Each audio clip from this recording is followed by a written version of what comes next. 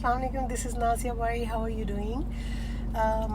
ऐसे ही आपको पता है, सोचते सोचते मेरे दिमाग में अक्सर कुछ ना कुछ चलता रहता है and I am over thinker. So ये बहुत ही क्लियर एक स्टेटमेंट है, I am very over thinker person, क्योंकि मैं बहुत सी बातों को बहुत सेंसिटिविटी के साथ फील करती हूँ और शायद because by nature I am very sensitive person.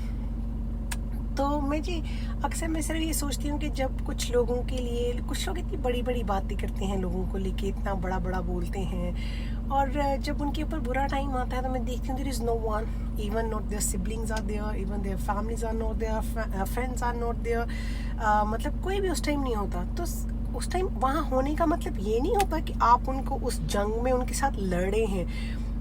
वहाँ पे होने का मतलब ये नहीं होता कि आप उनको कोई फाइनेंशियली सपोर्ट कर रहे हैं। वहाँ पे होने का मतलब ये नहीं होता कि आप उनके साथ फिजिकल, किसी के साथ अगर लड़ाई हो रही है तो फिजिकल लड़ रहे हैं। वहाँ पे होने का, उस मोमेंट में प्रेजेंट होने का मतलब ये होता है कि आप सिर्फ इतना कह दें, मैं हूँ ना, मैं हूँ, I am there with you, I am beside you.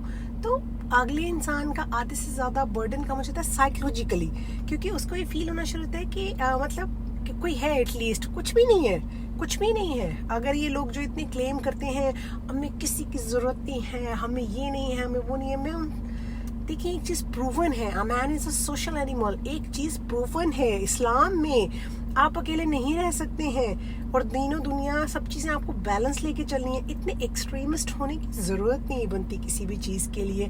क्यों हम बैलेंस की लाइफ में नहीं रह सकते? क्यों हम किसी के हार्ड टाइम में सिर्फ उसको इतना नहीं बोल सकते और बाद में जब टाइम गुजर जाता है, चीज़ें निकल जाती हैं हाथ से, उस इंसान का टाइम गुजर जाता है, हर चीज़ हो जाती है, तो बल्क के बल्क शहद की मक्खियों की तरह आ जाते हैं आपके पास कि नहीं हम तो थे, हमें नहीं पता।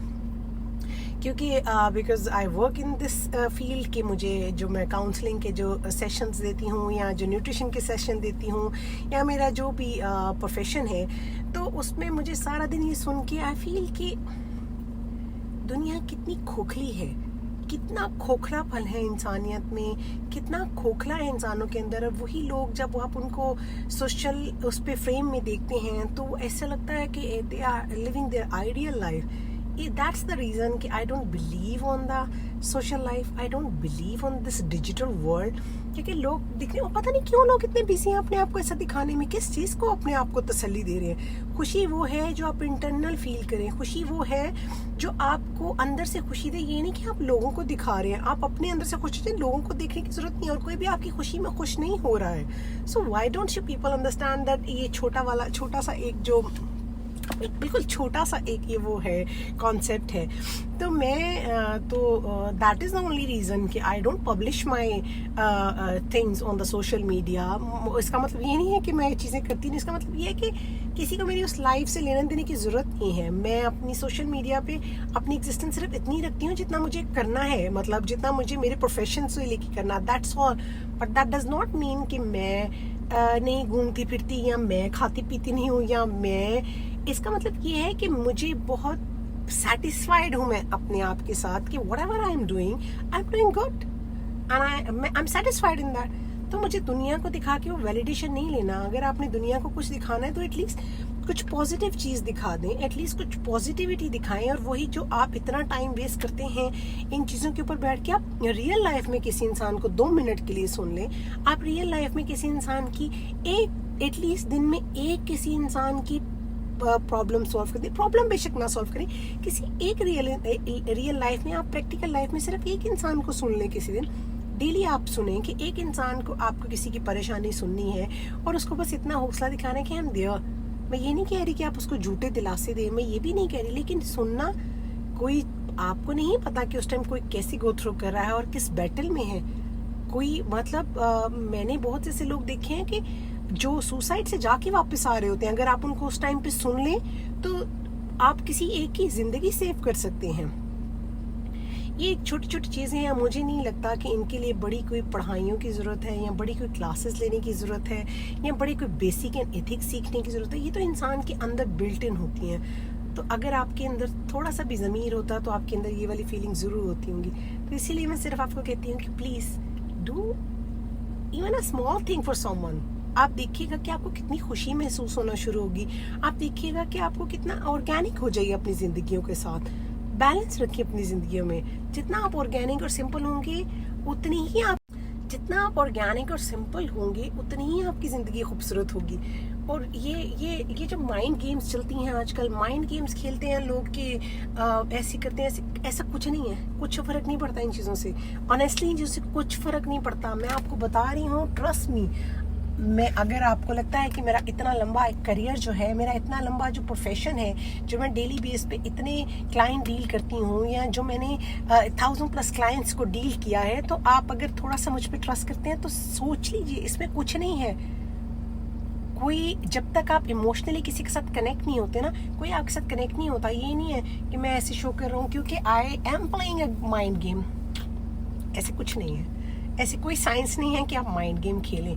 जो चीज़ आपके दिल से निकलती है ना, वो किसी के रूह पे लगती है, और जो किसी के दिल से निकलती है वो आपके दिल को लगती है। तो ये बातें भूल जाएं कि हम माइंड गेम खेलेंगे तो ये हो जाएगा। फॉर द टाइमिंग आप शायद जीत जाए वो बैटल, फॉर द टाइमिंग, लेकिन आप लॉन्ग टर्म के लिए वो हार रहे हैं। आप वो इमोशनल कनेक्शन हार रहे हैं, आप लोगों को अवॉइड करके आप वो रिश्ते हार रहे हैं। अब I just want to talk about someone, कि मैं नाम नहीं लूँगी, एंड इतनी बड़ा एक नाम है, इतना बड़ा एक नाम है, and I was talking to that and I was so like, मतलब I have a very good connections with people and all, but लेकिन मुझे नहीं पता था कि I could get chance to talk to that person and all.